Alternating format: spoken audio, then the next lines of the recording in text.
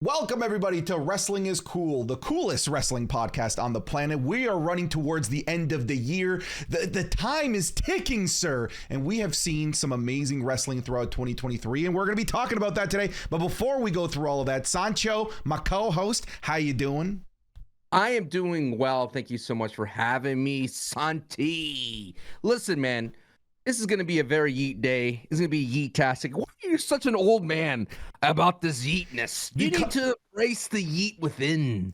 Embrace. Dude, I thought yeet was like a 2021 thing. Was it not like this big thing in Fortnite? I remember my niece, who's now 15, yeeting all over the place when she was 12. Like, we're 3 years behind here on this yeet trend, and all of this, it's like we just found yeet and now we're trying to make it a thing when it was already a thing 3 years ago. There's a reason somebody else had the trademark. There's a reason for it.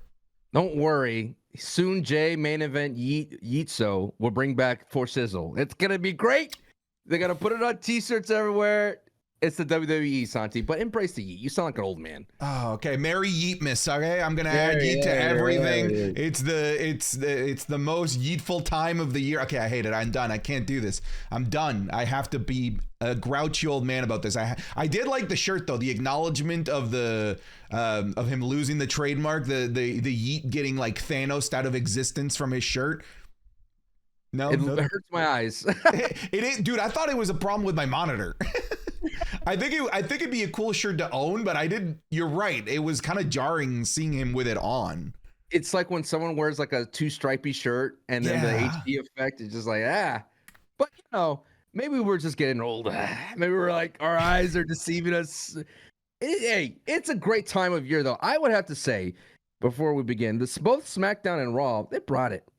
Dude, something for everybody during both shows. Yeah, the SmackDown was good, but like that Raw was like a top 10 of the year. The amount of action, so like 3 great matches, 3 title matches. It felt like there were consequences, and I think what's neat about this, man, is that it didn't have CM Punk. And it was a show that I walked away being like, I'm okay with it not having CM Punk, which just goes to show how deep the wrestling roster is in the WWE. Like, if I watch AEW and there's an episode without MJF, I'm like, oh, yeah. Oh, you don't like AEW? That's what you all sound like in my Twitter mentions when you think I don't like AEW. No, what I was saying is like AEW has its megastars, and when those megastars are missing, you notice it. It's very obvious. And I think with WWE, sometimes that is the case. But with this episode of Monday Night Raw, a megastar like CM Punk, the guy that's been creating and generating headlines, the new toy of the WWE that everyone wants to see, wasn't there. And it was still a fantastic episode that I can easily say with confidence didn't need him. Telling you, he's not wrestling on TV until Royal Rumble. I love how you finally added this on TV caveat because you're moving the goalposts. This is what you're doing. For those that don't know, Sancho made a prediction that CM Punk was not going to wrestle. That you didn't say on TV. He wasn't going to wrestle until the Royal Rumble, and it's been announced that he's having some house show matches, and there's already a very entertaining feud on Twitter between Dominic Mysterio and CM Punk that I'm loving. Dude, I can't believe Dominic went there so quickly. What a harsh thing to say. I loved it. I was like, wow. See, old CM Punk would have had a problem with it. New CM Punk can't say anything. I mean, what's he get? That's Ray's kid. That kid's covered by nepotism. He can't touch Dominic. He can't touch Dominic. Dominic can do what he wants. And he's just going to have to deal with it. Well, folks, as Sancho fixes his camera there, I'll take this opportunity to remind you. I'm using a different camera today. That's why it was weird. Oh, well, we fixed it. We figured it out. And for those that are listening to audio, they're like, we don't care because we can't see you. Because it doesn't matter where you're listening to, so long as that you're listening to Wrestling is Cool. We appreciate you being here. However, you could be listening to this and watching this 3 days early over on patreon.com/SantiZab. Over 160 of you are already over there as part of the community, getting the episode 3 days early. Alongside that, you're also getting the Raw reviews, SmackDown reviews, and any additional content that we want to toss up on there that you will never see on YouTube. So if you want to get more wrestling content than you're already getting over on the SantiZab YouTube YouTube channel. Come on over to patreon.com/SantiZap to get more wrestling goodness. But today is one of those episodes, Sanchez, where we decide. I think I said Sanchos, as in like plural. There is more than one me in here, technically. Many faces of Sancho West, Sancho East, Sancho North. They're all gone. I took care of them. Trust me. I'm the last one standing. The Battle Royale King. We're going to be having one of those episodes where we have a very set topic. And today's topic is very similar to the top 10 that we did with Roman Reigns, where we did the top 10 Roman Reigns matches? Is that what we did? I can't even remember. Dethroning. Who would dethrone Roman Reigns? Today, since 'tis the season, Merry Yeetmas, we're going to be talking about the best moments in WWE in 2023. And before the AEW people go, it is just WWE. So just keep it in your pants. We're going to be doing our weighted averages, where I came up with my top 10 moments in WWE in 2023. Sancho came up with his top 10 in 2023. We're going to weigh them together and come up with a definitive top 10. Sancho, when you were going through, because I'm sure you didn't remember your top 10 off the top of your head. You probably had to go back and remind yourself of what happened throughout the year. Did anything kind of stand out to you about this year without talking about moments? I feel this is Hunter's. I always feel like this is Hunter's. This is year 2 of Hunter, right? Basically, because the first Hunter, this is the first full year onto Hunter is what I'm trying to get at. Because I remember walking into Nashville SummerSlam, and that was the first PLE of Hunter, and we're like, this is going to be the most exciting PLE in a long time. This is Hunter's PLE. This is the one where he's running the ship. And that excitement has definitely carried over into 2023. And this is also a year marked where it's gone beyond a family business into the Endeavor area. And we're seeing now the fruits of that deal and how much it is paying off for them in spades and allowing them this flexibility to continue to work. The biggest thing I would say, Santi, is the explosion of NXT on the main roster has created a lot of potential moments and has created a lot of what's the word I'm looking for? Support for the main roster for years to come, and that was evident in today's last week's SmackDown. It's incredible, and I think what you're seeing now is a strong foundation for this era that haven't named yet. And yes, it's dominated by Roman's brilliance throughout the entire 2023, but I would say the strongest thing about it is that Hunter's 2023 was very strong, and the WWE is going strong into 2024. What about yourself, Santi? For me, what stood out the most is just the diverse amount of WWE superstars that got a moment, that got a limelight. I feel like in previous years, if your name wasn't John Cena, if it wasn't Randy Orton, if it wasn't Brock Lesnar, you didn't really have a moment that really stood out amongst the greats of that year. And when I was looking back, I was like, man, this list, it's diverse. I have so many different names on here, so many different shows, and I just feel like that's very unique to 2023. I feel like WWE has found this groove of how to best utilize their insanely stacked roster, because in previous years their roster has always been stacked. It's just never been properly utilized and really been leveraged as a stacked roster. When I look at this year and I look at the PLEs, you see that from one PLE to the other, big names are left out, because you have other people that can fill in that space, fill in that void, and still make it a special show. I look back at wow, I can't believe Payback was a dope PLE with all of the names that were missing on there. And I think that just is a testament of how deep the WWE roster is in terms of the matches that it's able to put on, the storylines that it's able to deliver, and the moments, which is what we're going to be talking about, that it's able to deliver. And it's always been capable of that. It's just now they know how to leverage that power throughout the entire year, as opposed to just being like, hey, Royal Rumble moment. That's where you're all going to be remembered for, because you're not going to be seen throughout the year at all.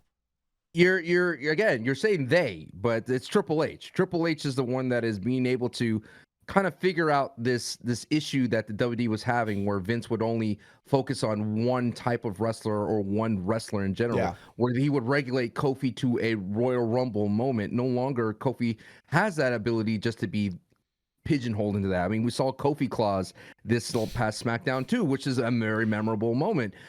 I just think going forward, the WWE has figured out that yes, we have a stacked roster, and we should not be afraid of factions. Factions do work really well when booked correctly, and that's why we see Judgment Day doing so well. I hope they right the ship with Damage Control, and it looks like they're going to figure that out too. And the biggest outlier to this, everything you've been mentioning, the reason why, the solution, Santi, was the absence of Vince McMahon. Vince McMahon taking no longer having a creative control. You're seeing that it is very, very fruitful for the WWE not to have that. And it is evident in our top 10 moments list, as you mentioned, the variety and the complexity of the moments. I feel that it wasn't one of my moments in my top 10 wasn't tied to a title. It wasn't a payoff or like a blow off in terms of a feud. It was just really good stuff. There's really good stuff out there. You know what I mean? You know what's funny though? As I was going throughout the year, you could visibly pinpoint that like 2-month stretch where you were convinced it's Vince. Yeah. Where you just like knew, wow, what a weird dip in quality that we've all of the sudden have. And that's where the meme of I'm convinced it's Vince came about. So yeah, man, it's a testament to how good Triple H, Hunter, whatever you want to call him, has been this year. He's just been a revelation for wrestling, if I'm being honest with you. It's I really believe that this is the best year so far that the WWE has ever had since I've been watching wrestling, which is 2002. And I can only see it being better in 2024 when we don't have that 2-month lull period of Vince McMahon taking over. Like, this is going to be the full 100% Triple H run year in 2024. It's going to be a year where it's dominated by greed with TKO, which means that they're going to give fans what they want because it's going to make them the most money. And I think it's going to lead to the best year in wrestling, 2024. Mark it. I hope Triple H figures out how to create faces. I think his NXT faces right now are going to be his roster of faces. Right now, he is benefiting so much from Vince McMahon's faces. Randy Orton, CM Punk, like all those are created in Vince McMahon's era. I know, CM Punk and Randy did their own thing too, you know what I mean? But I'm saying Triple H is really lucky to have those guys close out the year in 2023. 100%. And I do think that maybe he's improving with baby faces. We'll see. For sure. I mean, LA Knights, you got Seth. AJ Stacks was a face. I still think Drew's a face. So, my God, stop. You know what? You know when Drew became not a face anymore? Like, real talk. When he stopped carrying this big old sword. Once you put the sword away, you're a heel. Like, because the sword thing is a baby face thing for the kids. 100%. You know what? I also, as well, before we move on to the list, I started to watch wrestling with a kid perspective. So when I was watching Monday Night Raw or SmackDown, I was like, this Karrion Kross, we've seen him as an adult. He's like, but as a kid, he looks scary. The dude is scary. He's talking about time. You're gonna, fall and pray. Like, that's a kind of scary thing for a kid. Ivar, scary dude for a kid. You got the Valhalla coming out with the antlers on Christmas. Kind of spooky. So, I encourage 2024, look at things from a kid's perspective. There you go, folks. Wise words from Sancho West. And I do think that is important as well, especially when you're going to go on Twitter and shit on something. Just remember that might not have been for you. If you're going to go on Twitter and you're going to roast Kofi Claus, remember that if you're, 35 years old, that probably wasn't for you.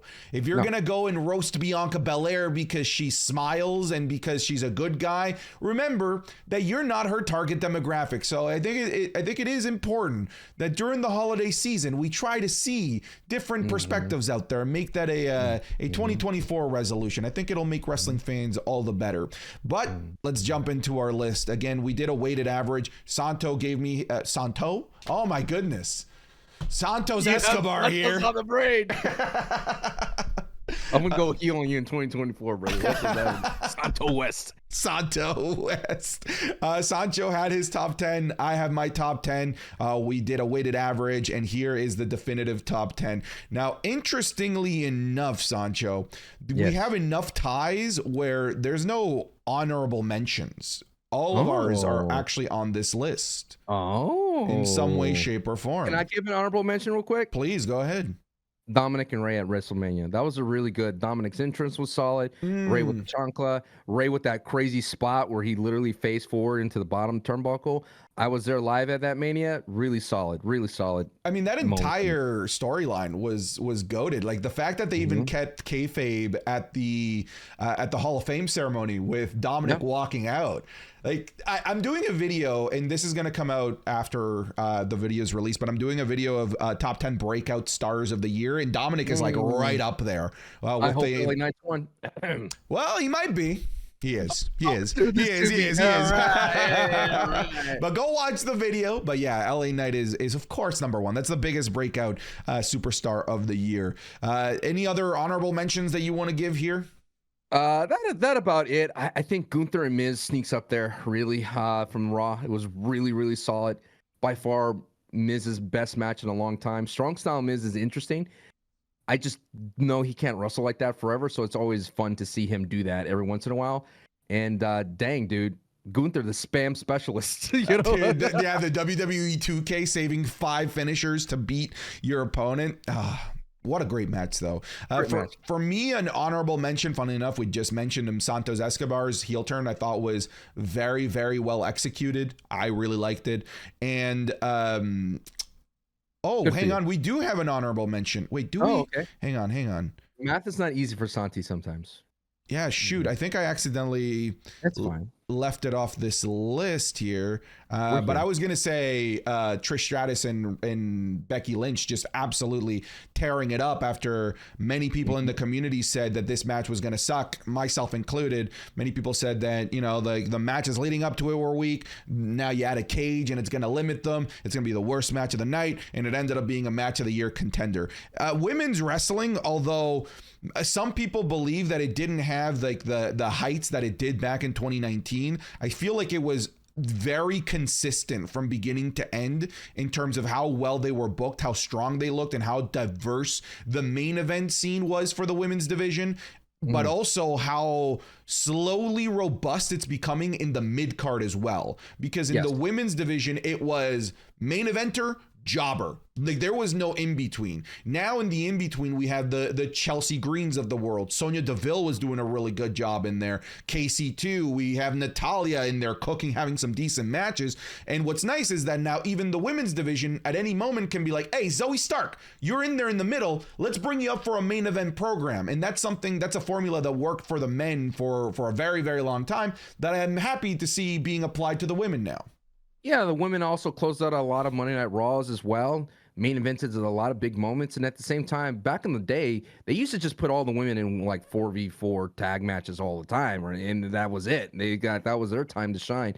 And I had that match at number 7 for my top 10 moments is Becky Lynch versus Trish at the steel cage. I put that on the number 7 for me.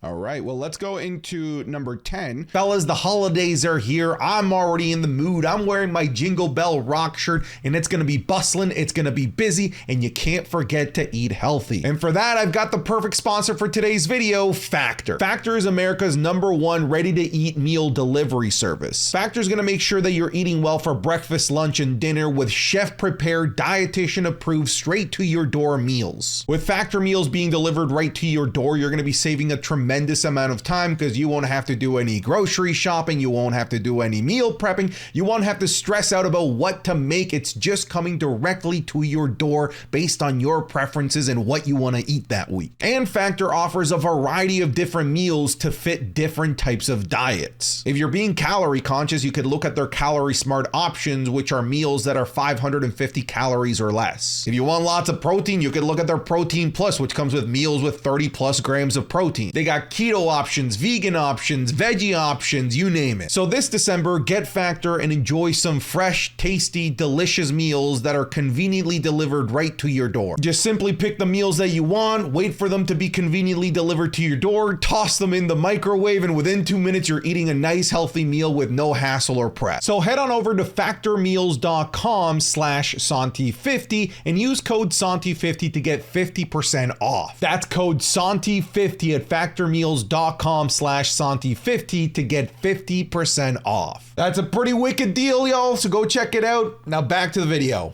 You actually had this one as well. Sami Zayn and Kevin Owens, the Judgment Day Steel City Street Fight. You want to talk about this? It was special, dude. It was really solid, and it was the best match of that PLE for me. It brought a lot of it sucked the crowd's heat for the entire night after that. The crowd was dead for, was it Sammy? No, for Seth and Nakamura, right? The crowd was totally dead for that one because of this match. And then the biggest highlight moment for that was Kevin Owens, was it Swanton? Oh, that was crazy.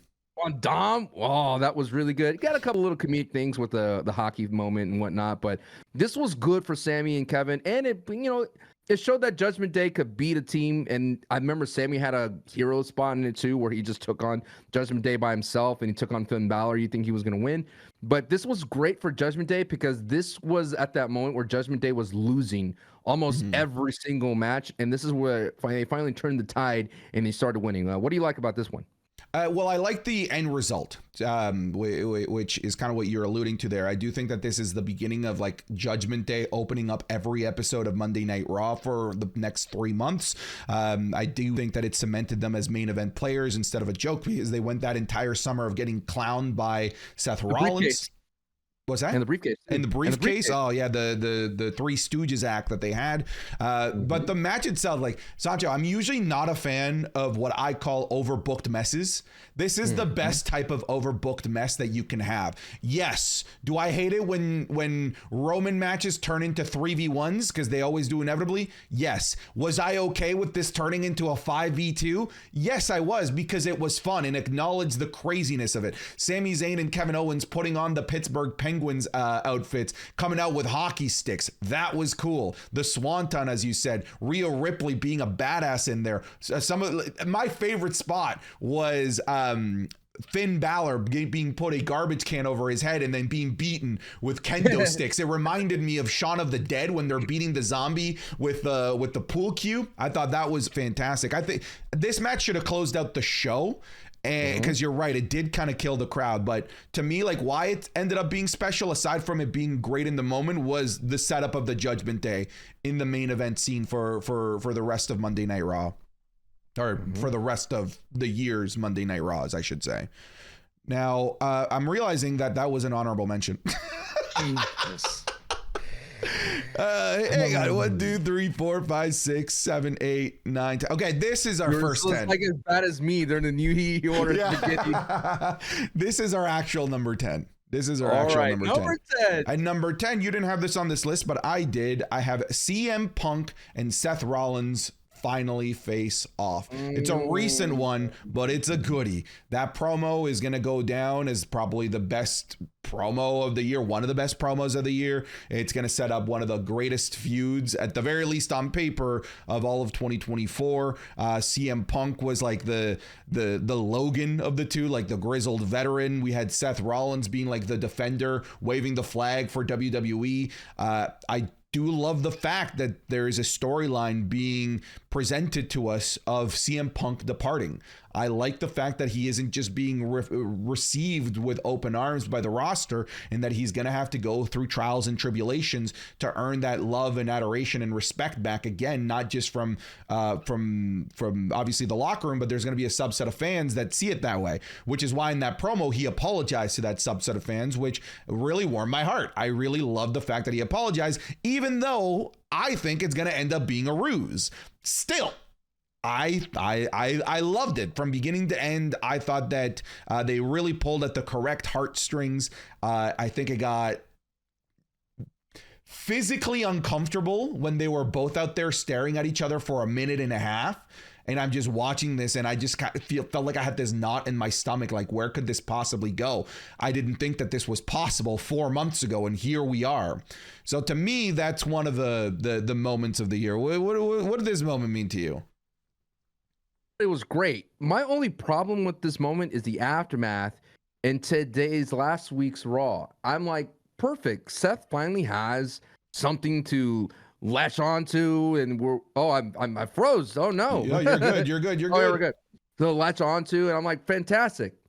And then he comes back to the same thing. I'm like, what are you doing? Why are you dressed like a Grinch? And now you be saying, Sancho, didn't you just say to take it from the kid's perspective? And you're like, great, yeah. But no, this was like the perfect out for Seth to be like, okay, I could be more serious. I could drop the visionary thing, and I could just cut promos like I did, because literally 5 minutes later, he cuts the same kind of promo against Drew McIntyre. You're like, just don't do the beginning. Just don't serve me that chips and salsa. Just cut straight to the main entree, man. Don't give me this. You ever go in a Mexican restaurant and they have bad taste in salsa? You know that this is going to be a bad experience, and you don't give the rest of the food a chance. That's what I'm saying. Seth Rollins, your opening bit is a bad salsa right now. And they do it every time. It's now become every time. It blows my mind because there's no like switch to him. There's no like him shaking it off and understanding that he's serious. It just blends naturally into this organic Seth. Like, yeah, this is really good. I want to get to this center of this Tootsie Pop. I don't want to go through that annoying hard shell on the other side. How many metaphors can I give? Yeah. How many metaphors can I give? It's every time. You're right. It's been the formula for him for a while, where he comes out, I'm a visionary, I'm a revolutionary, and he starts dancing the song chant, and then he gets serious when his opponent comes out. It's like, this is what I wanted. This is what I wanted to watch. But you're right. It is becoming a formula. Number 9, we have a tie, Sancho. Number 9, we'll start off with the one that you had. We had LA Knight winning the Slim Jim Battle Royale. Yes. Yeah. Okay, I know it's just a Battle Royale. I know I'm the number one Glazer LA Knight. I know in the comments, people out there like, I'm sick of the WIC, Wrestling is Cool machine, shoving LA Knight down my throat. Well, open up, because this was the moment, Santi, that we all, as LA Knight Glazers, decided like, yes, this was the big first win for LA Knight. And we're like, about time. And it shows you the magnitude, the megastar power of LA Knight to get a win on a boring Battle Royale and made it matter. And on top of that, he got a nice car on top of it. He did, and he's just Tokyo drifting every time he comes in on screen with it. Yeah, I mean, like, this is a big moment, like, objectively. It's the reason I don't love it is because they couldn't find a different way for him to do it aside from a boring Battle Royale. They could have done they had so many opportunities leading up to it, and it felt like this throwaway. It's something that was announced basically the night of. But don't you dare. LA Knight's not throwaway. You don't throw away anything. No, what I'm saying is that he was given a throwaway segment and he made it special, but it was a throwaway segment. You can agree with that. It's a Slim Jim Battle Royale where the winner got nothing aside from that hokey ass car. They didn't get anything. Are you going to sit here and defend that car? You got a sick LA Knight Slim Jim commercial in the vein of Macho Man. That commercial's sick. That was cool. Thank you. But the Battle Royale was lame. The stakes of it, there were no stakes. The only stakes were LA Knight needs to win. That was it. Yeah, so everyone in there was just a stormtrooper. They were fodder. They were red shirts. It was just the only thing that mattered was LA Knight winning. That's why I didn't love the way that they set it up. I felt like they could have done something much better. I felt like they could have waited for the John Cena rub before this, whether you want to hear it or not. And I'm just glad that LA Knight still made the most of this. He was given lemons and he made delicious, tasty, refreshing lemonade. Now, just to be a spoiler for everyone who's like, oh, this is going to be an LA Knight list from Sancho. This is the only moment I have from LA Knight. Granted, he's had the only moment of the year, man. What are you talking about? Let me finish. I know he had a great promo with Roman. I think he had a meme-worthy promo with the glasses and Roman and the LA Knight sunglasses moment. I thought that was great. And he had some great matches with the Crown Jewel. But this right now, this let me know that the WWE did believe in him. Yes, the John Cena rub came in, but I don't want to give you any of that credit, son. I don't want that. I hear you all the time. That maybe have been on paper a bigger moment, teaming up with John Cena. But this right here let me know that WWE is starting to see the power of LA Knight's megastar. All right. Well, you know what? I had it in my almost fringe making the list. I had the contract signing between Roman Reigns and LA Knight just left off of the list. Yeah. for me, the most memorable moment wasn't the glasses or the talking. It was Roman about to raise his titles and then LA Knight's music hitting and interrupting the entrance. That's when I was like, they're serious about LA Knight. That to me was like the biggest moment of the entire LA Knight saga. Why does Roman have those moments, Bloodline, where you're like, he just Roman's going to be mad? We're concerned about how he's going to react, man, and he's been doing that for a while. I think like the best of those moments, I know we're getting a little bit sidetracked, is I don't give a damn what the tribal chief says, and then Roman turns and we're like, oh. Dad's going to be mad. Yeah. Well, speaking of Roman Reigns, I kind of cheated here, okay? But just stick with me here. Rather than giving you a singular moment, I'm giving you an arc. And that arc is the Bloodline Civil War. It gave us the trial of Roman Reigns. That's cheating, but go ahead. I just prefaced it saying I know, but it's like, it's still slimy. Oh, come on. Okay. All right. You know what? You're ruining my vibe here. You're ruining my vibe. Yeah. The Bloodline Civil War arc gives us the trial of Roman Reigns, Roman fake crying his crocodile tears, hugging the Usos and then low blowing them. Then we had if you out, then I'm out too. And then the super kick on Roman.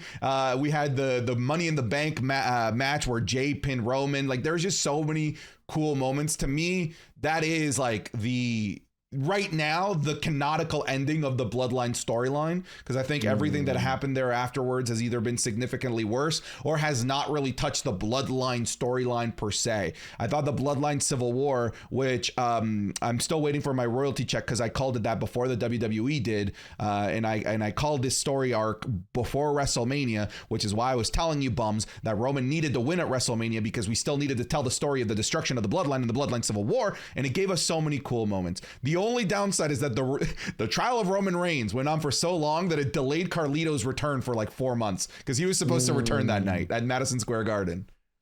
I understand all this, but I'm going to have to pin you down here. You got to pick one moment of that. Oh, you're throwing a flag. Yeah, I'm throwing a flag. Are you seriously asking for a coach's review right now? My favorite moment of the year was Kofi Mania's rise. The gauntlet of the tag team matches, all of, the Usos not saying they're going to do it, and then Kofi winning at WrestleMania. That's my favorite moment. So one moment of come on, I'll pick one. No, I will pick one. I do think that the Usos finally walking away from Roman Reigns is the moment of the Bloodline Civil War. The awesome Fugazi heel promo from Jay saying like, you out, I'm the right hand man, and if you out, then I'm out too. I thought it was just absolutely brilliant. And when go back and rewatch that, and this is what I've said this before. I think we've said this before, that Roman Reigns is just a meme machine. If you watch Jey Uso cutting that promo and Jay says I'm out, he says you out, Roman is just dying laughing like ha ha ha ha. Great stuff. Absolutely great stuff. Roman is just an absolute G. But okay, fine. If you out, then I'm out too is my moment number 8. If you won't let me have the Bloodline Civil War. I just want a clean top 10. That's all. All right. I think the next one, number 7. Number 8. Only I have it on here. I'm just double checking. I have Rhea Ripley and Charlotte Flair cook at WrestleMania 39, the best women's match of the year. I think that this is the match that I always have to point to when people want to dog on Charlotte. You have no reason to dog on Charlotte on this match. She showed why she's one of the greatest to ever do it. She made Rhea Ripley a superstar. And there is a difference between a main eventer and a superstar, because Rhea Ripley was already a main event player. She had won titles at WrestleMania. But this is the match that made her mommy. This is the match that made her the final boss of the women's division, and it was because they put on, in my opinion, a 5-star classic. One of the great. I think that this is the best women's match I've ever seen. Personally, I can't think of a better one. I really genuinely can't. Bianca and Sasha Banks. That's the closest one. Those are the only two in contention. Maybe Sasha and Bailey at NXT. Okay, that's the best women's match ever. I'm just talking main roster. Maybe I'm just playing. Really just dogging me here. Bloodline Civil War. Well, actually, Look, I just think that it was a great match. it was fantastic. And again, just the rise of Rhea Ripley, seeing the WWE just make 2 + 2 = 4. Sometimes you don't need to overthink it. Winner of the Rumble, go on to WrestleMania and win. You don't need to do this overbooked mess. There was no Dominic Mysterio. There was no Judgment Day being involved. It was just 2 badass women putting on an absolute clinic, a classic. And you can tell part of the reason why this was so good, I can just sense it, was because they were shafted from the main event night 1 spot for the Bloodline storyline, which I do believe was the right call. The Bloodline deserved both night 1 and night 2, but this was the original night 1 main event, and you can tell there was a chip on their shoulders. They came out to prove that they should have been the night 1 main event, even though then the night 1 main event went on to be a better match in my opinion. But this is just women's wrestling at its absolute peak, at its absolute prime. I was there. It was fantastic. I loved watching live. You could tell that both women are the future. Granted, it is a bummer that Charlotte's out for 9 months. But it just shows you that when the lights are on and it's primetime PLE, she shows out. And I think Rhea needs to take a page from Charlotte and being able to build up her opponent. I feel that the reason why Rhea Ripley's reign isn't as strong as a Charlotte reign or a Sasha Banks reign, or even like a Gunther reign, is because her opponents don't look strong or better. I mean, Rhea could sell like no one's business and she looks great in the ring, but it's just like there's never that moment that Rhea's going to lose that you need to have when you're being challenged to be able to build up that opponent. I feel like every opponent that Rhea has faced has not came out stronger from that moment, like a Charlotte Flair facing Rhea. Remember when Rhea and Charlotte faced a long time ago when it was almost that Rhea was blonde too and they were both blonde just going at it? I feel Charlotte winning that match made Rhea stronger, and then coming into this new Judgment Day Rhea, we're seeing the crest of her rise, so to speak, and it hasn't been topped ever since. That's the thing about top 20, like top list of the year, Santi, is that the year, that was long. a long. Well, that was at the beginning of the year, and I feel like we haven't topped that moment for Rhea in a while. There's hints and flashes of brilliance and promo work, but nothing has come close to it. I think Rhea organically is a great overall superstar. Like, she just feels like that's who she is, and she's not playing a character. The only time she's playing a character when she's trying to be a mafioso, which we kind of I kind of expressed during the time, but I think she's naturally a great heel, and she's great crowd work. It cracks me up when she's talking to the audience, and she's making you jealous with Dominic. Like, that's where I feel like she's at her strong suit right now. I 100% agree. And if you go back and chronologically look at the year, the best stuff with Dominic Mysterio started to happen after that. It really was. Okay, so 7, Sancho, you're just gonna be mad at me, okay? So it's a tie here, but I did have, this is where Becky Lynch versus Trish Stratus is. I didn't see her. So you're the one who had this on this list. You want to just briefly talk about that? Oh, we talked about it. I think it was just an unexpected match that really did well, considering that they were not on that PLE previously, and for them to launch that PLE. I'm trying to remember. Yeah, they were the opener. They were the opener. Yeah. To launch that PLE, very strong match, and for Trish Stratus to take that spot off the top of the cage, very, very impressive. And at the same time, it was a moment where we were wondering what kind of Becky Lynch we're going to get, and I feel like it kind of put her in the right position to take that veteran Trish Stratus role and to be able to take that momentum into NXT as a champion.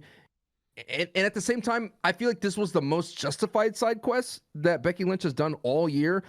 I still don't like Nia Jax's side quest. I know everybody was roasting me in the comments like it was a great promo battle and she's trying to solidify herself that she's more than a broken nose, but I just feel like it's not as strong as this feud with Trish Stratus.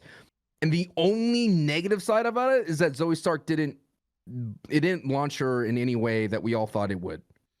I mean, like, define launching. That's a superstar. She's a tag team. She's back to the tag team. I know, but this is somebody that's in their first year of the WWE that is getting lots of TV time. Got a Trish Stratus rub, and it's. Hey, look, all I say is, tell me what Cameron Grimes is doing. That's where Zoe Stark could be. and she's not, because I think they trusted that she could be part of something that was significantly bigger than her and get enough of a rub where she got a title shot, 2 title shots, and yeah, she's on in the tag team division, but but the title shots during that match, Santi, the crowd wasn't behind Zoe at all. No, it wasn't. But the opportunities are there, and we're talking about somebody that's been in the main roster for 6 months, I think. I'm not saying the tag team division's bad, by the way. It's just like now she's back with Shayna, and it's just like, where are you gonna go with this? You know what I mean? I just want to see her. Does the women need an intercontinental? I don't know. So this is what I was talking about, though, right? Like now there's a defined women's mid card that wasn't there before, where they can pluck people out and say, we need a main event segment for a main event program for the next month and a half. And I think that's what they did with Zoe Stark, where it's like, hey, we need you for Rhea. Okay, you're done. Back to the mid card, not down to main event, not down to, Sunday Night Heat. You're still going to get plenty of TV time, but now it's time for the next person up, Ivy Nile. Then it's going to be, we did that with Raquel Rodriguez. I can't believe you call Ivy Nile a strong hamster. A muscle hamster. Is that not a good description of Ivy Nile? Hate that it's accurate. She would fold you in half. I know, a muscle hamster. We actually had a tie at 7, so I love that we both had this one. I think I know where you're gonna go, but go ahead. We both had Logan Paul and KSI at WrestleMania. Dude, it was so good. It was so good, dude. My favorite part is obviously like the prime bottle dancing. My favorite part is the dramatic telenovela-like reveal of KSI's face when it's shown that he's the one in the prime bottle. It was brilliant. So good.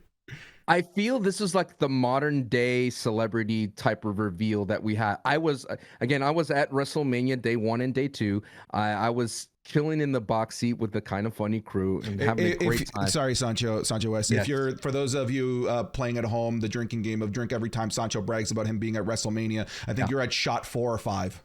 Yeah, but I'm gonna do that for a lot of these moments because these moments are special live, and the pop in the audience when it was revealed that KSI was there because you're looking at the monitor was so funny, and everyone was just so excited. And I think it's because it just showed you, for me, the reason why I have it here. Granted, the execution of splashing the prime bottle as well was hilarious. So good. The social pose was so good, and he's like, "Oh no, bam!" But I feel what really was that moment that made it special was that this was what Logan Paul brings to the table, that he's able to blend the internet celebrities. He's that bridge for more and more people to come over. You could have TikTokers, you could have YouTubers, you have more social media people be on WWE to grow the brand beyond just the television and just the people that have been watching wrestling since the 90s. It's very exciting to know that KSI, who is a boxer, who had a boxing match like later in that month, and they were so worried that he was going to get hurt. They're like, dude, you could do anything out there in WrestleMania, but just please do not get hurt. And for them to pull that off and a surprise, and the antics after the social media post of KSI on the gurney stretcher, oh, it's so good, dude. It's good, and like this is equivalent of. This is like Mr. T. This is like Cyndi Lauper. This is like Mike Tyson. It's like that level of celebrity being involved in it. And I know there's so many people listening right now to the podcast or fans of W like, it's KSI. I get it, but there's, for the generation below you or a couple generations below, that dude is a megastar out there. And it was just fun. It just let me know that Logan Paul, when you tune into a Logan Paul match, you never know what's going to happen, and anyone could show up almost. I don't think I've laughed harder in the year than that. It was just so, like, to me, it was gut busting laughing. And I do, I recognize the fact that not everybody knows KSI, but like that to me is like my generation of celebrity. Like with, as a 19-year-old getting into YouTube, seeing the rise of KSI, so like to me it resonates probably a lot more than the older wrestling fan, which is why I just thought it was so funny. It was so clever. The reveal of his face was so good. Like you said, the table bump was fantastic. The prime bottle dancing was so good, but also like the fact that Seth Rollins was just so good with all of this as well. You know, the guy that's like, you know, the face of the WWE, supposed to be the best worker, being given this like hilarious thing to do and to work alongside with, and also knocking it out of the park was just so good. And let's not forget, you know, I've always said, whenever a wrestler knocks it out of the park in some sort of celebrity involvement, they are given a big reward at some point or another. And he was given the World Heavyweight Championship a month later. I'm just going to toss that out there. Maybe it was because of this. And probably it's also like, you know, like his 15 years of work before that. But this was just brilliant Seth Rollins work as well. And at the same time, it solidified Logan as someone that he's not a fluke. I feel like at this point, we're like, all right, Logan's not a fluke. Granted, Crown Jewel had that moment too, but I think having a strong WrestleMania moment like this, I was like, yeah, Logan's going to be here for a long time. All right, we're moving on here. The next one on the list, it's number 1, 2, 3, 4. At number 6, only I had this one. I had this one quite high. I had this one at my number 4. You didn't have it at all on your list. Understandable, because you hate John Cena. We've already established that. I have John Cena verbally eviscerating poor Austin Theory on Raw. I thought you were going to say Solo Sikoa. No. No, not that moment. No, not that moment. We're doing the reverse. John Cena eviscerating somebody. That was the most painful secondhand embarrassment promo that I've ever witnessed on live TV. The way he just brought to the forefront why Austin Theory sucks and why he's not getting over. The fact that he pointed out the piped in booze. The fact that he's like, you're only here because you're Vince's boy. The only person that can get away with that is John Cena, and his delivery of it had so many people doing the Roman Reigns thing of it's one of the best promos that John Cena has ever cut, and that's saying a lot considering John Cena has a Rolodex of fantastic mic work moments, and this to me is up there. Poor Austin Theory, I don't think ever properly recovered from this moment. I don't think that he ever was able to ever get a leg up on Cena at all during this feud because of just how devastating this promo is. And I always point to people to this promo when people say, well, MJF is a much better mic worker than Cena. No. John Cena was able to annihilate someone without using a single swear word, without using Will Smith of promos. Huh? Yes, he's the Will Smith of promos. That's a great way to put it. Without needing to say like the most disgusting possible thing to get under somebody's skin. He is just a master of delivering truth. And that's where at some point I love to see MJF develop into, as opposed to just calling people just inbred losers. That's where I want to see MJF develop, because this is just prime Cena mic work. My goodness. I don't think that we're going to see Cena ever be able to top this personally, because I don't know if we're going to see John Cena get this ruthless again, because he tried it a little bit with Solo and really buried Solo a bit. But yeah, that's what I was referencing, that moment. Yeah, but not as bad as this. This is the nastiest verbal burial that I've ever seen. I think that Austin Theory should deserve better than what he is getting now. I mean, you talked about the fallout of Austin Theory. Here's how I think we should book. Hear me out, Santi. Hey, let's go.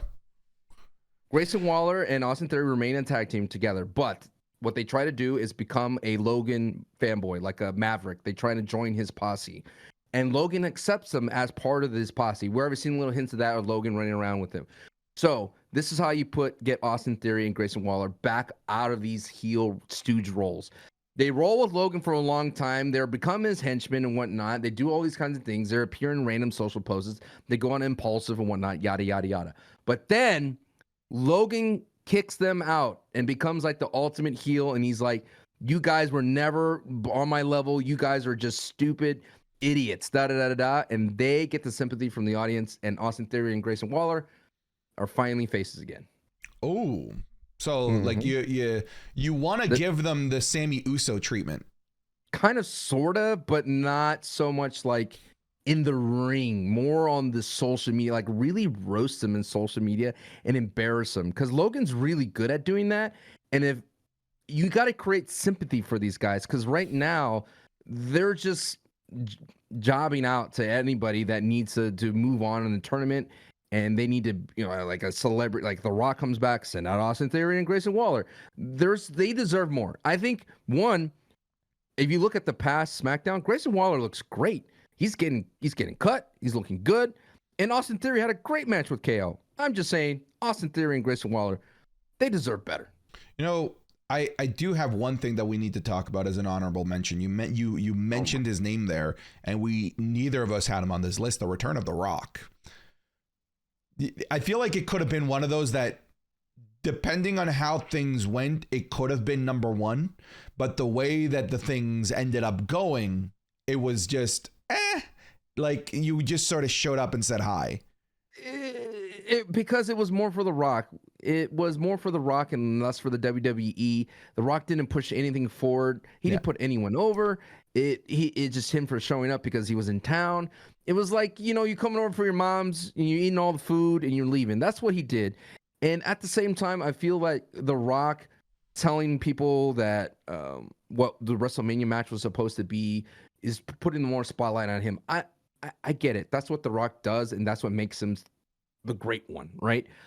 But at the same time, the reason why I don't have that on the list is because, like I mentioned, nothing happened from it. It's the same reason for me. Like, nothing developed from it. There were a lot of what ifs, but none of those what ifs ever ended up coming to fruition. It reminds me when The Rock comes back and he had a stare down with Triple H. I'm like, oh my God, Triple H and The Rock. And he's like, let's do this again. And it's like, are you going to get close? We'll go ahead and walk away. That moment was great. If it ended up at a WrestleMania, where Triple H was supposed to. It was supposed to. I know, but that's what I mean. This is what happens with The Rock. You're right. He gets too busy. It's like, when I'm like, Santi, let's go ahead and play some duos on Fortnite. Let's stream together. And you're like, yeah, I gotta react to this watch party a minute. It happens all the time. Yes, happens all the time. All the time. I think from here on out, we both have all of these on the list. Oh. In some way, shape, or form. All right, the top five, folks. The top five. At number 5, we have Sammy and Kevin Owens beating Jimmy and Jay at WrestleMania. I talked about the last one, the John Cena verbally destroying Austin Theory. So I'm going to let you have the floor on this one. Why was this moment special to you? So sitting from my box seat at SoFi Stadium, looking down upon this. Upon the peasants. Let them eat cake. By the way, watching a PLE from the floor, not a great experience. I was at the San Antonio Royal Rumble, never again. Front row is the only one. Front 3 rows, if you're going to watch on the floor. Yeah. Other than that, biggest waste of money. I really believe that. Yeah, either you got to be in the first row of the bowl, like the medium tier, or even the top tier. So much better viewing experience than being like in the middle. Agreed. Anyway, as I was watching from the box office seats. With who? The suites. It was it was a great match. You kind of talked about it being the end or the milestone in the Bloodline, the end of it. Just the excitement of knowing that was happening was so good. Super Kick City, granted, yes it was. But at the same time, seeing Sammy and KO best friends for the longest time, because we always talk about Bloodline, but we never mentioned that side of the story too. Sammy and KO putting their differences aside, their friendships for the longest time since the Indies, all the way up from NXT to here, seeing that ending of them winning the undisputed tag team champions, and for the tag team belts to main event WrestleMania, incredible. In that moment of walking out of the SoFi Stadium, which sucked because you had to walk a mile or two just to get out of there to a parking spot because I didn't want to pay $100 parking in SoFi. No way, no how. Mm-hmm. Walking out of that experience, you were just elated that tomorrow could be the day.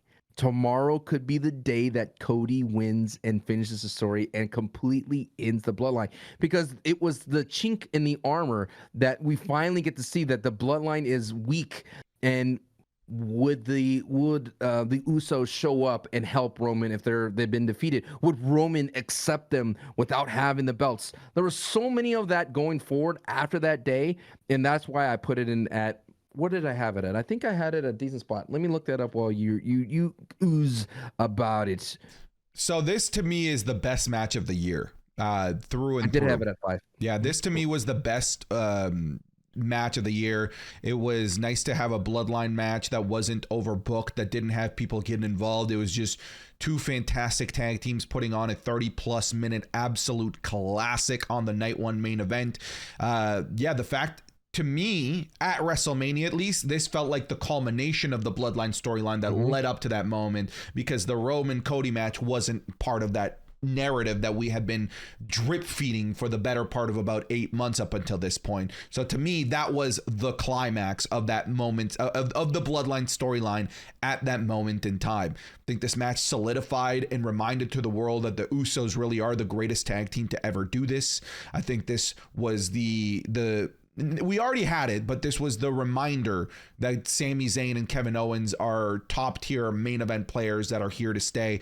The commentary work was just immaculate. And I didn't hear that. I didn't hear that, dude. There was a legendary call from Michael Cole. The 1D, he kicked out of the 1D. No one has ever kicked out of the 1D. So good. The commentary team was just on point. The emotions of this match were at an all-time high. The crowd was feverish, and it's hard for a WrestleMania crowd to be feverish at the end of the night, and they were feverish for this. This is just long-term storytelling, immaculately executed. We talk about, can Triple H land the plane? And when I see matches like these and the culminations of subplots like these, it makes me believe that Triple H can absolutely land the plane on the Roman Reigns story arc. It makes me feel that Triple H understands the power of the Big Four. We're seeing a lot of big story changes and beats at the Big Four PLEs, including Survivor Series. But you were right. To be able to be in that crowd, people don't understand. Let me. When people are like, "That's a dead crowd," dude.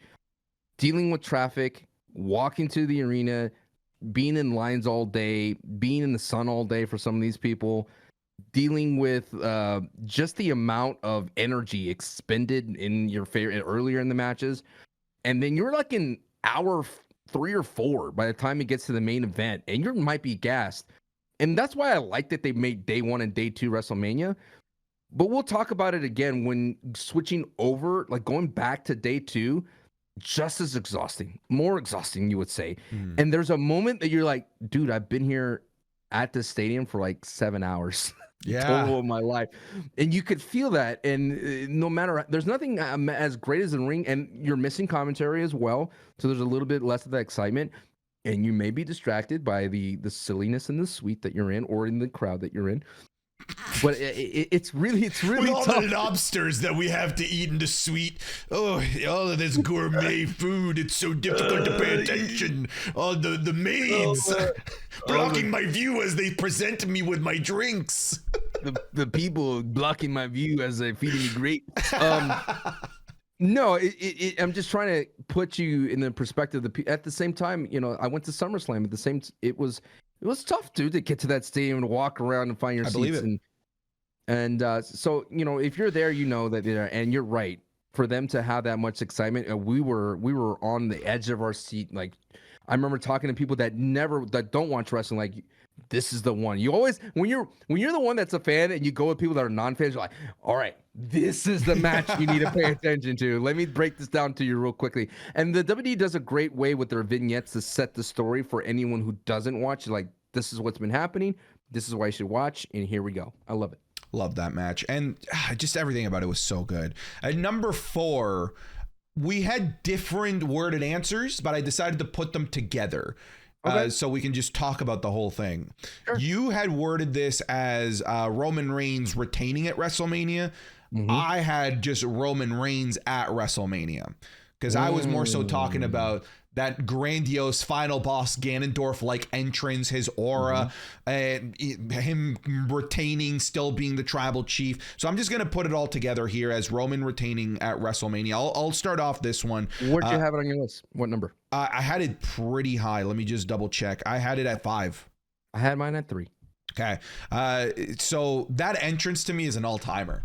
The the organs playing, the piano, is that not an organ? Was that not the organ? Oh no, the organs. They were electronic pianos. Is that what they were? Okay. Anyways, but they were looked like grand pianos, so they were in the grand.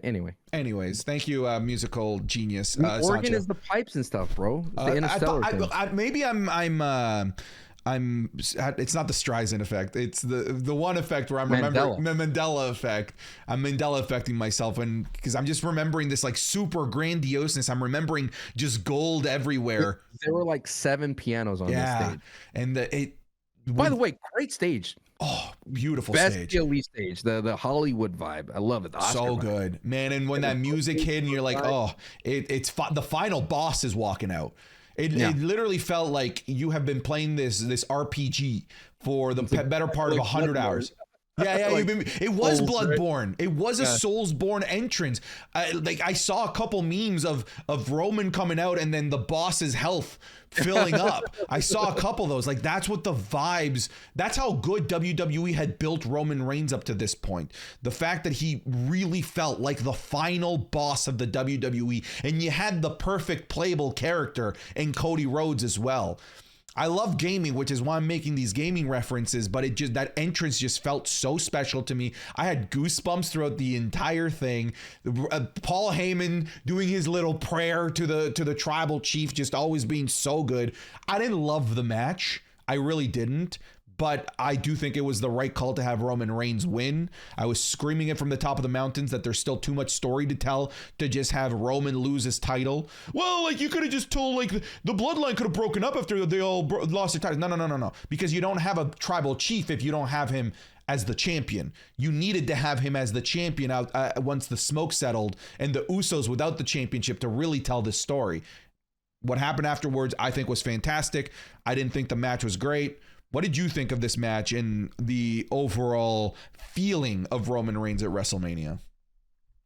It was fun being in the crowd and having your number one acknowledging him. That's the best part of being at a PLE in a Roman entrance. Being so smug with your one in the air and looking at people, especially at nerd, yeah. It's the only time the most masculine men acknowledge the tribal chief. But at the same time, when Cody hit those crossroads, you think that it's going to happen. Like, legit, you thought it was going to happen. I felt that it was going to happen. And that's the magic of the WWE. When they book it right and they set it up right, you think the unexpected is going to happen. And I thought that Cody was going to win because it just made the most sense for, if any other place for Cody to win, it'd be here in Los Angeles type of vibe. And for him not to win, and for hear the air sucked out of that building for all the hopeful people, and you're just sitting there like, Roman Reigns. And there's always that fun when you walk out of a stadium. I know I kind of talked about, the miles of walking, but all the cars driving away, playing Roman's theme, like all that kind of stuff is like, it's fun to me. And that's where the Christmas type of spirit rides at the PLE, and everyone's just like, woo, Roman number one, acknowledge. And see the Cody kids all crying was quite fun. But no, I just thought that the match was great, and I thought that, despite what you say is overbooking, I think it made Cody look really, really strong, and it set him up as the ultimate face, and that's why you're seeing that he still is the baby face of the WWE going forward. And at the same time, I just feel that it solidified Roman as, you talked about the final boss. Sure, every final boss has minions, bro. Those minions that just all of a sudden just chip you down. Everyone has that, all right? So you gotta have to deal with it. If you want to beat Roman, you gotta go through everyone at the Bloodline. And it was interesting to see Sami Zayn and KO come out as well to help out. Good old boy. That's why I thought it just got too crazy. There was like 8 people that got involved. Even Paul Heyman. All 8 people were part of the story. Sure. It's funny because the one person that was the least in the story was Cody Rhodes, but he's the one stopping the Bloodline. I mean, what do you want? What do you want? You think that they're just gonna... But did he? No, he didn't. No, he didn't. The bloodline's too strong. Tribal chief, baby. Tribal chief. Acknowledge. Yeah. That's the best part, dude. The best part. And number 3, we both had this one quite high, and I love this moment. Bad Bunny's entrance at Backlash in Puerto Rico. Chambea, holla! So good, man. Like, I don't even think we need to talk about this one for too much. It's a reverse concert. It's so cool. If you haven't seen it, please watch it on YouTube. I think it's the best production that WWE has ever done in entrance. It was so unique and involved the Puerto Rican people at the same time. That's what made it so special. That drone shot made it different. And Bad Bunny looked like he was jacked to the gills, like, and he had this aura about him that he was with his people. And it wasn't Damian Priest versus Bad Bunny. It was Damian Priest versus the people of Puerto Rico. And that's what made it so good. Samantha Irwin with the Prime announcement and the crowd singing. Man, chills. It still gives me chills. I'm talking about it and it's giving me chills. It makes me happy because that's what the power of wrestling can do, man. It's the same thing as the Hardy Boys coming back at WrestleMania. If that was in a building, the roof would have been blown off for that WrestleMania moment for the Hardy Boys. But this was special to know. And dude, if I was a celebrity and I'm like, wait a minute, I could get that moment that I could never captured at a concert that well, I might be looking into WWE more. And Bad Bunny nailed it. And at the same time, Damian Priest got the Money in the Bank and he got the brass nod of approval going forward. He grabbed that brass ring. Do you think, because that was not Bad Bunny's regular entrance theme. He came out, he changed it for that. Do you think that's an old song too? Yeah. It's an older song. Yeah. Do you think that he was anticipating that reverse concert? Or do you think it was just such a, like, really was just an organic moment that not even the WWE could have expected? Somebody had to anticipate it. Somebody had to pick a deep cut for him. That's what I mean, I'm not familiar with Bad Bunny's catalog, but when it came out and they're like, yeah, that's an old song. Yeah, that was like a 2017 song. I think he picked that song, from what I understand, because he banked on that people would know the words for it. I mean, it was so good, though. It was just so brilliant, man. Like you said, that drone shot. Oh. And when Chris Jericho at Wembley Stadium came out to "We Will Rock You," I'm like, come on, Chris. Oh no, that wasn't Chris. That was Paige. No, Paige. That's Paige. But what did Chris? No, Chris Jericho did the. Did he not come No. He did the. That's what it was. Yes. Oh, that was cringe. It just didn't do it for me. That didn't do it for me. Okay, sidebar real quick. Do you think Chris Jericho is saying, like, I get haters because I'm still at the top of my game, and that kind of thing? When Chris Van Vliet, he had that interview and he's like, I'm the top of the game and I get all the haters and people are gonna hate me they're gonna miss me when I'm gone, type of beat. I believe that people will miss him when he's gone. I do think he's right there. I think he is slightly misinterpreting that he's at the top of his game. I think that he is not at the top of his game, but being presented as if he is. And many of us are seeing through, I love this word. This is the word of the week. We see through the fugazi of that. We are seeing a guy that is missing a step, but they're presenting him to us as if he's not, as if he's still prime. And I think a lot of us are just like, no, but like, you're not, dude. This is not the role that you should be having at this stage in your career. You should not be such a big main event player. You should not be having so many like marquee promo segments and taking so much TV time. Because we know you're not at the top of your game, but you believe that you are, and AEW treats you as if you are. But I do believe we'll miss him when he's gone. I think he's fantastic still. But to say he's at the top of his game, that's an AEW illusion. What if he's booked that way? Like, I think AEW is afraid of making their top talent look weak. Like, maybe they should lean into that. Like, Chris Jericho, hey, man, not at the top of your game, but he's out there. He's doing it. That's what I think that'd be a much more interesting story. The struggling veteran trying to stay at the top of the mountain, I think would be a far more interesting story than the Golden Jets, the thing that just could not get over with anybody. poor man, Kenny, man. Oof. Get better, man. That's a tough soon. disease, man. That's the one that almost took out the Brock Lesnar. So it's very, very serious. Diverticulitis. If it almost took out Brock Lesnar, that's not something to be trifled with. Anyway, Bad Bunny was number 3. Bad Bunny number 3. At number 2, we both had this one really high, and I'm glad that we both did, because it could have been easily forgotten since it was at the start of the year. Sami Zayn, the face turn, the chair shot heard around the world at the Royal Rumble. This was cinema. I believe that's when we all started using that term. Sancho, what did you think of this? This was my number 1 moment. Being in San Antonio on the floor, reluctantly, now that I realize I picked the poor seats, in regards to being there where I couldn't see. It was a moment where you could just feel, it was like the chair shot was like a gunshot heard around the world in that stadium. And the Alamo Dome, by the way, if you've ever been to there, if you haven't been there, is a very cavernous arena. It's like a warehouse. It's massive.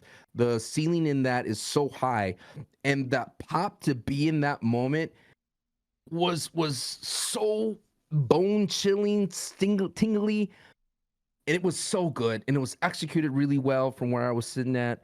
And you kind of felt like it was coming, but for it to happen and the excitement that it's happening for Sammy, it was so good. And it played out so well in person. And it was, man. And at that moment, I'm like, Roman, don't ever give anyone a chair and turn your back on them. Just don't do it, dude. That's the second time in your career that's happened to you. Yeah. Just don't do it, brother. What was it like for you watching at home? Well, for me, it was this anticipation, like, Willie, Sammy, I kept bouncing between Sammy, do it. Sammy, don't do it. Sammy, please don't do it. Sammy, do it. And that's just a special thing. That's something that you'll never get from, traditional, like professional sports or even like traditional media. Anything, yeah, because it's so unique. You're part of it. You're part of it. The crowd roaring and just heat, going back and forth. That's what makes wrestling awesome. That's what makes wrestling is cool. We talked about at the very beginning of episode 1, wrestling is cool because you are part of the experience. You add to it.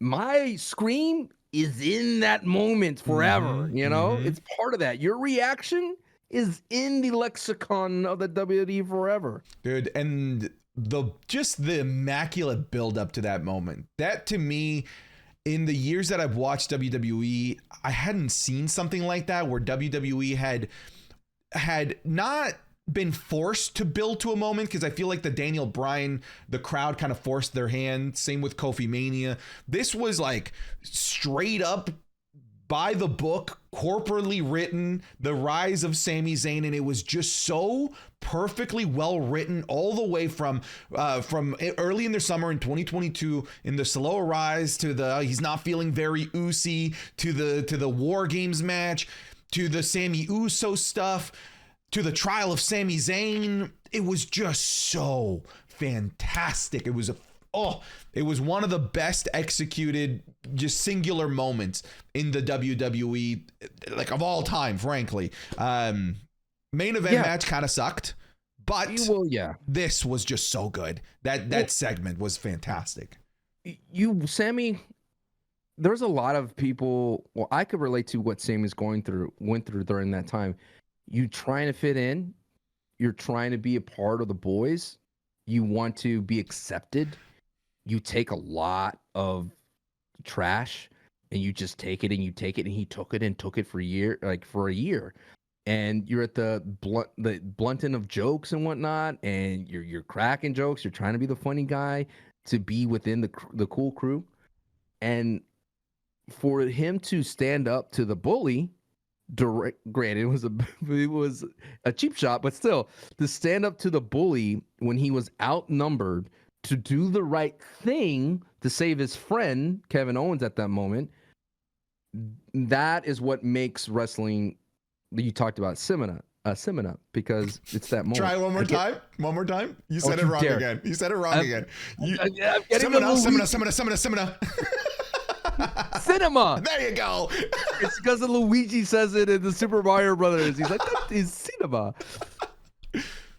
To forget that, you always, I'm saying like a special moment. You always come in here with your, but like I was saying, it was a moment that only wrestling can do, and only wrestling could put those stories live. And that's what makes wrestling cool. And that's what, if you just give wrestling a chance and you would stop saying wrestling is fake because every media source is fake, you will acknowledge that wrestling is cool. Yes, sir. Number one moment. It's cinnamon. Cinnamon.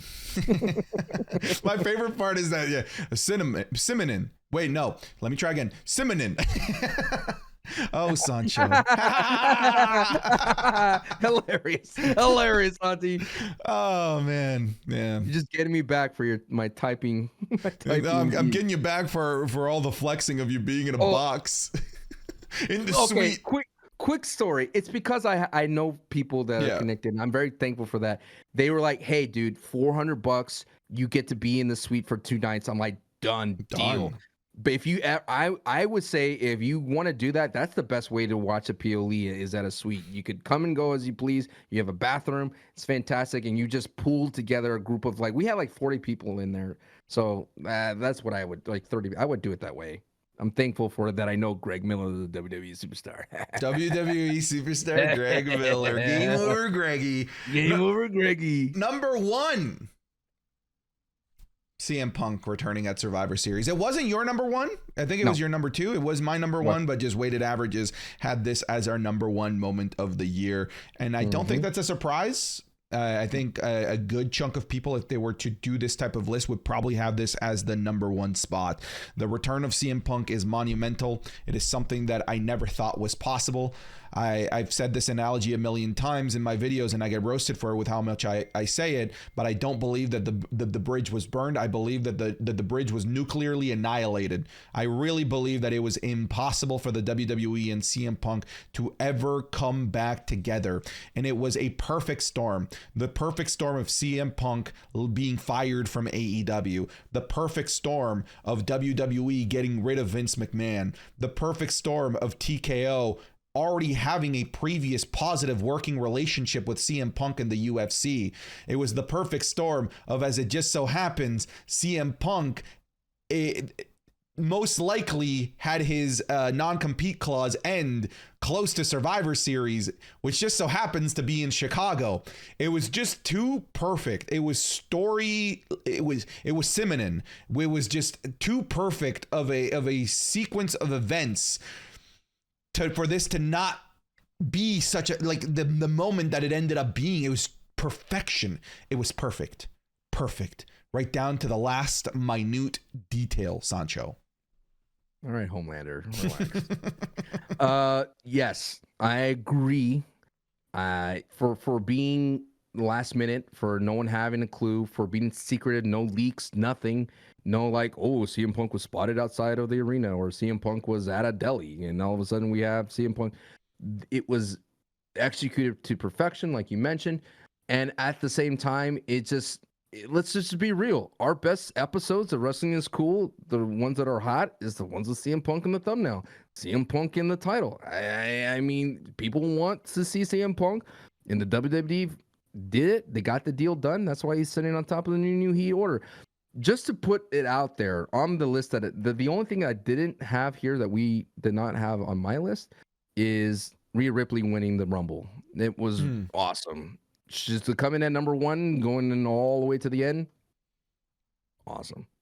Majestic. It was very good. Yeah. The whole rise of Rhea Ripley this year was just such a cool thing to see. It's just plateaued near the end. We're at a weird plateau with Rhea right now. It's fine though. Yeah. It's a high plateau, but we're there. If Sasha Banks would come back and add another player into the women's, right now the women's division. There's a lot of side quests because they're keeping this, like you mentioned, there's main eventers and superstars. They're keeping them separate. Put in Sasha in there. That's what the only thing is, like, I think Triple H, just to put a bow on the 2023, Triple H is afraid of making people. He makes a lot of people look weak when they don't have to be, but at the same time, because he's keeping superstars away, he makes a lot of mid-carders jobbers. And what I mean that is the perfect example is Jimmy and Solo. They took a lot of L's recently, is because, they can't give it to Roman. And what I would think what Bloodline should do is get a lot of indie wrestlers when Roman comes in town.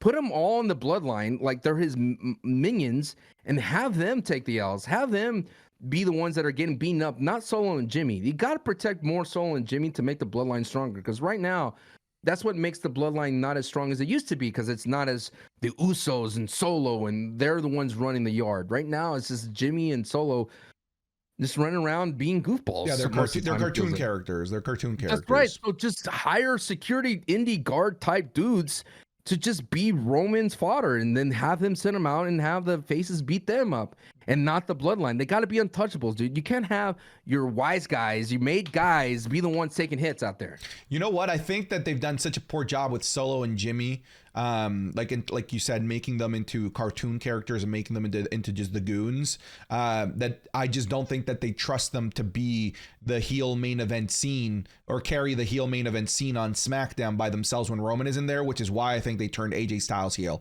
so that they can have a main event heel when Roman isn't there.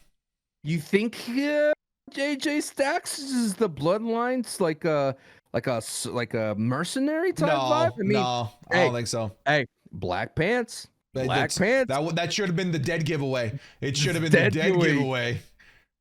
Hey, you don't have time to change it to wrestling gear. Black pants. You're a bad dude. Leave the sword behind, black pants. My God, it's a different person altogether. Well, exactly. Wearing leather and black pants makes you a bad guy. Sancho, I don't have time for the new heat order. I do have to jet. I knew. Okay. Just making sure, because I know that's your baby, and I didn't want to hurt your feelings. I already hurt your feelings on with some of them that I just didn't want you to walk out of this episode being a depressed panda. Are you going to be okay? I'm walking to my car, sad that I have to walk to my car 3 miles out from my suite. Booted out. Whenever you were complaining about like the walking, I just all those steps to the elevator from the suite to make it down to where the peasants are. Oh, such a tough life. I'm trying to paint the picture that for everybody it's hard to be at a PLE, okay?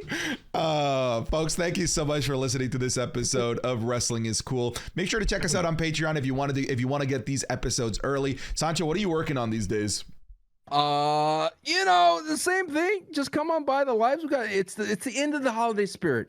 So if you see me putting out a sponsored thing or a hashtag ad, or you see me streaming, just come on by, dude. Boost the numbers, bro. That's the easiest way to help us out, honestly. Mm-hmm. And we're getting our sponsors as well. Ain't that right, Santi? Yeah, we're getting some sponsors. Go check them out, support them. If you're not gonna, if you're contemplating buying something from one of our sponsors, just go click the link and see if there's something that you like. They look at that stuff too, okay? They also look at people clicking the links, and just click it and see if you buy something. Cool. If not, that's fine, but just go check it out. Support us, help keep the lights on and the mics on.